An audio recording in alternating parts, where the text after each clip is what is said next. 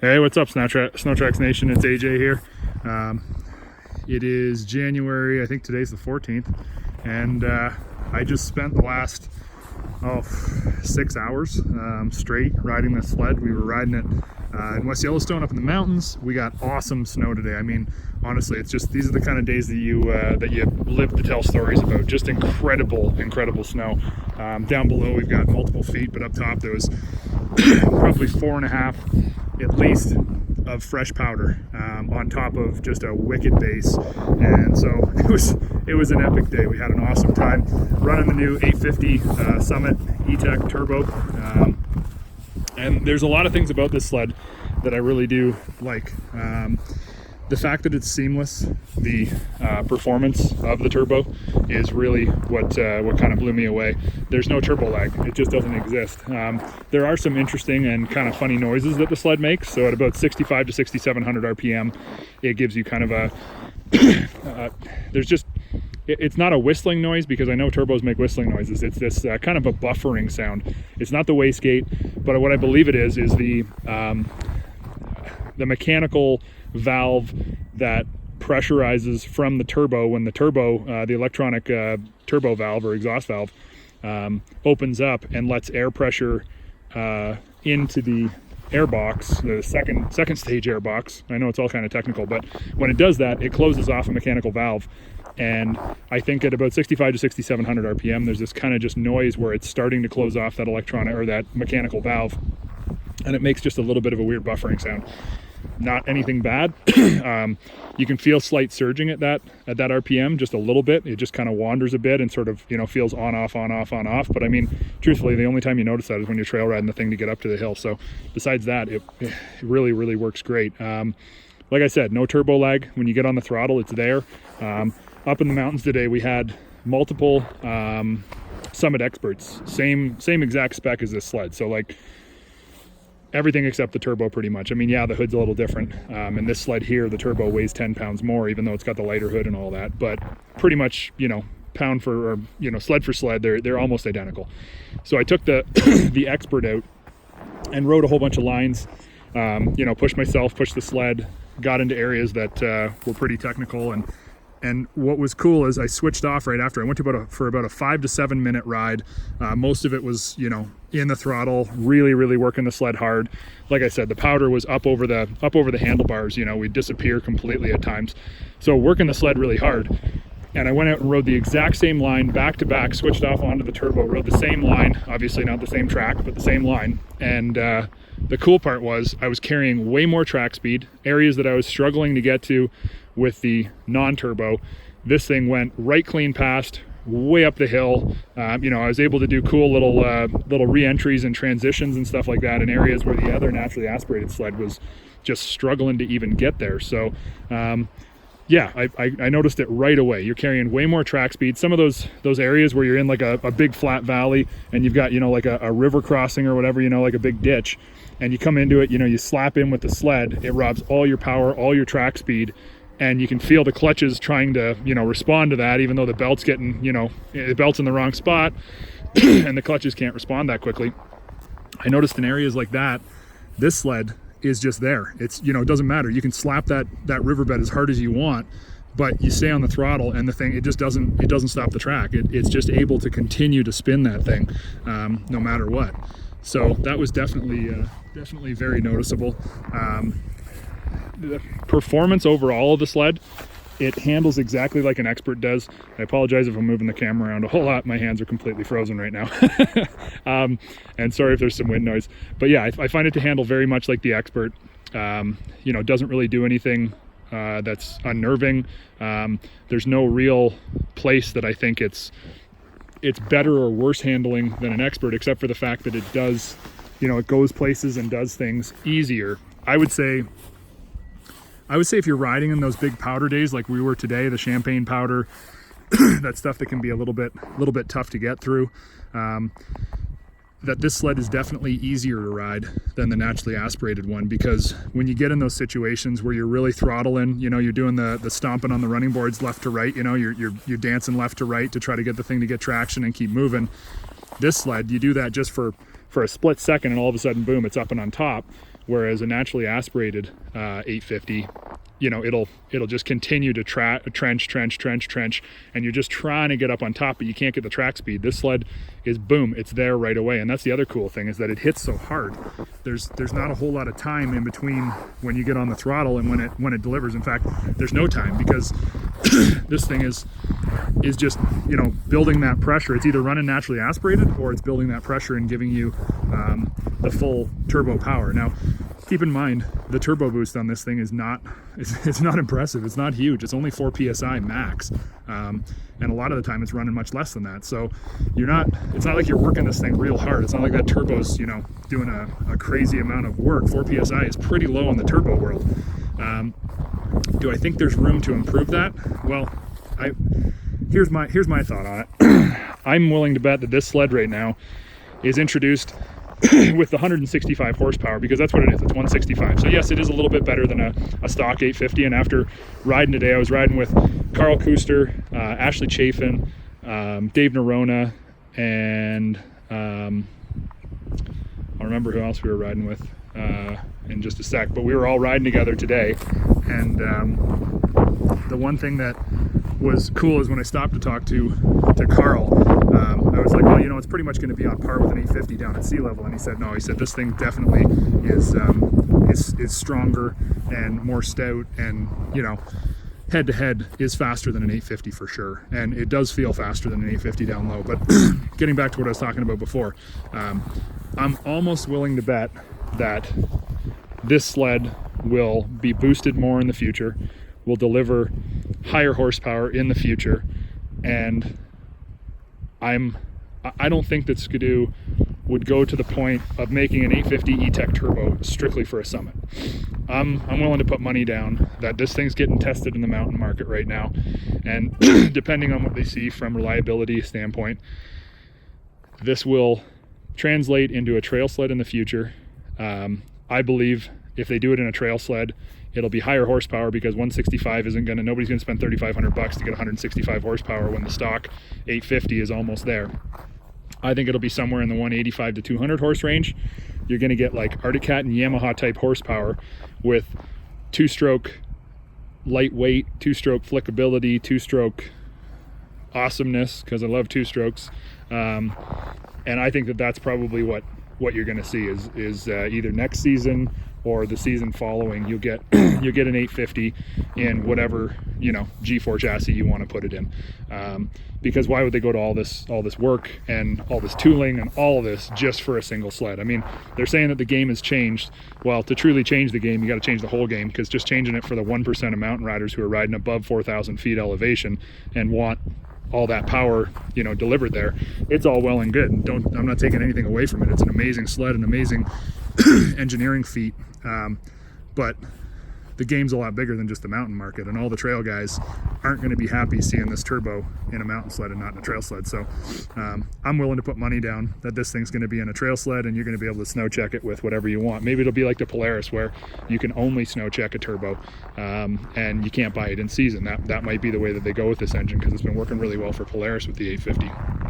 I don't know, you guys, I'd like to hear what you guys have to say about this sled, what your opinion is. I'm guessing 95% of trail people think that I'm right when it comes to seeing this thing in trail and crossover sleds.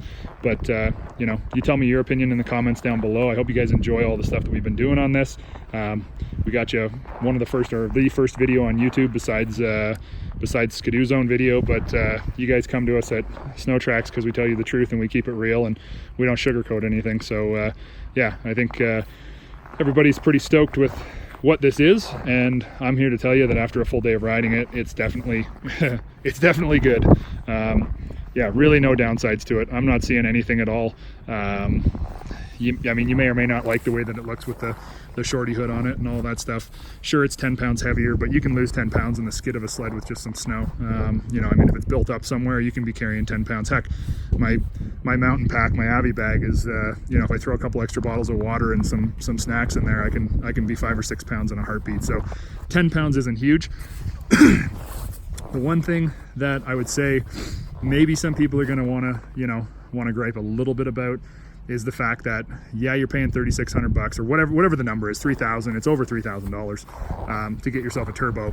You're still getting very close to stock numbers when you're down, you know, down at anything under 8,000 feet. So I think some people are going to say, hey, how come you don't give it a little bit more boosting? Wait for the future. And if anybody else brings a turbo or a, you know, high horsepower 2-stroke to the game, then they're just going to do like they do with all the 4-stroke turbos and the side-by-sides and you know, same thing they do with diesel pickup trucks. They're just going to crank the wastegate up a little bit and give you a little bit more. And from what I was told, Rotax built the 850 motor for way more horsepower on the you know, the bottom end of the motor was built to withstand, you know, more than double the horsepower that they're pushing right now. So I'm not saying they're going to do that, obviously nobody's going to do that, but there's the ability here to definitely get way more out of this sled and to push this turbo. But first year they're not going to do it, and first year they're not going to put it in a trail sled.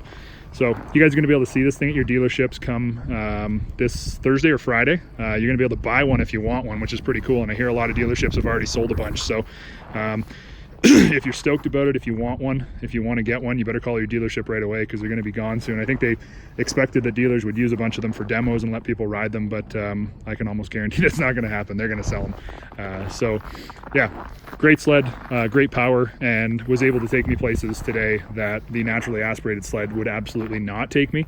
And at the end of the day, you're going to get some people saying, well, yeah, but if I put an aftermarket turbo kit on, I can be running, you know, 200 and some odd horsepower.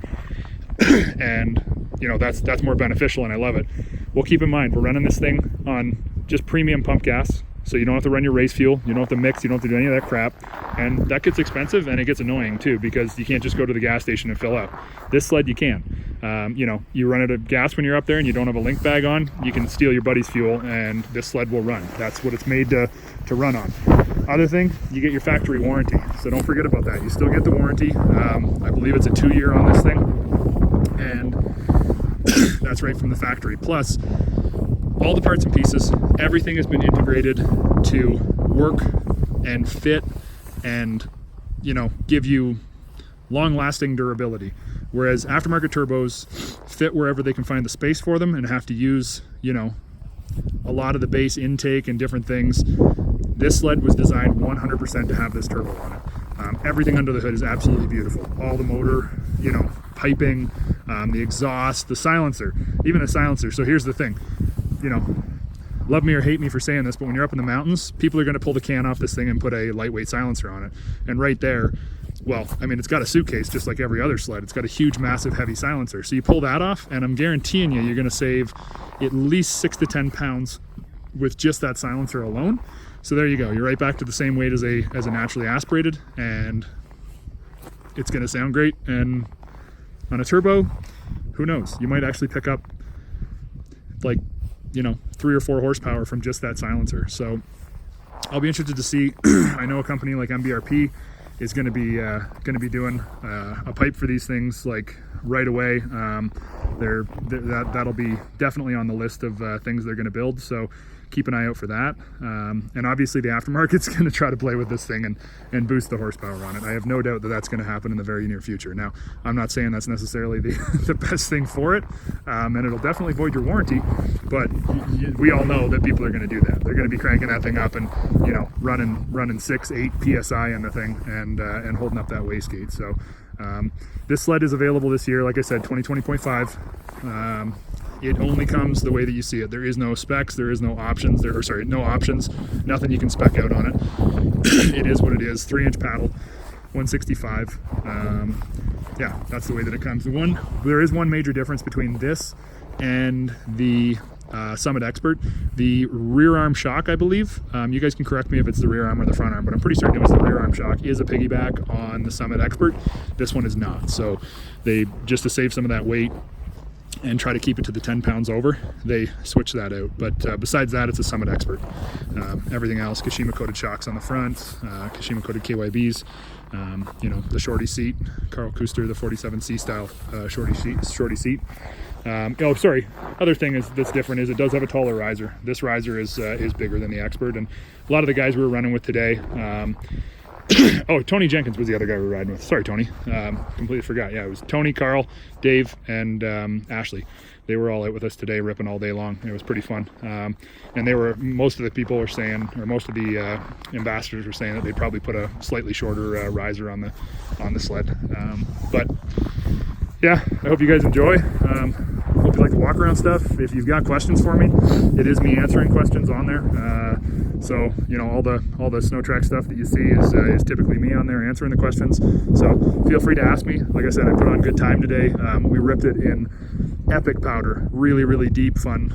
You know, just that awesome stuff. The days that you live for. Today was one of those days. The sun even came out for about 45 minutes, and we were able to do some cool photos. So I'll try to slap those up on our Instagram. Check out Snowtrack's Instagram. Make sure you follow us there. Check us out and follow us on Facebook. We'll be doing some stuff there as well. You can ask me questions anywhere you want, but best thing is just put your comments and questions right below, and I'll be checking that stuff out over the next few hours. I'll try to get this uploaded right away, and then we'll be checking into it, and I'll answer whatever you guys got to say. So if you're looking at buying one, or you know, you have a question, concern, something you think that you saw, something you'd like to know more about, just ask, and I'll do my best to answer it underneath. And if I can't answer it underneath, then I'll do a special video for you or something like that. So yeah, thanks for tuning in, guys. We appreciate all the views, and we appreciate you guys tuning into Snow Tracks, because we deliver the goods, we get you guys the information, we try to do it first, and most importantly with the most unbiased opinion we possibly can. And for all those people who are Skidoo haters out there, yeah, you're gonna say, oh yeah, you guys love Skidoo because you're paid by them, and you're only saying this thing's great because it's the latest. And you know what? Yeah, you guys, you don't know what you're talking about, because this sled is freaking amazing. Really good mountain sled.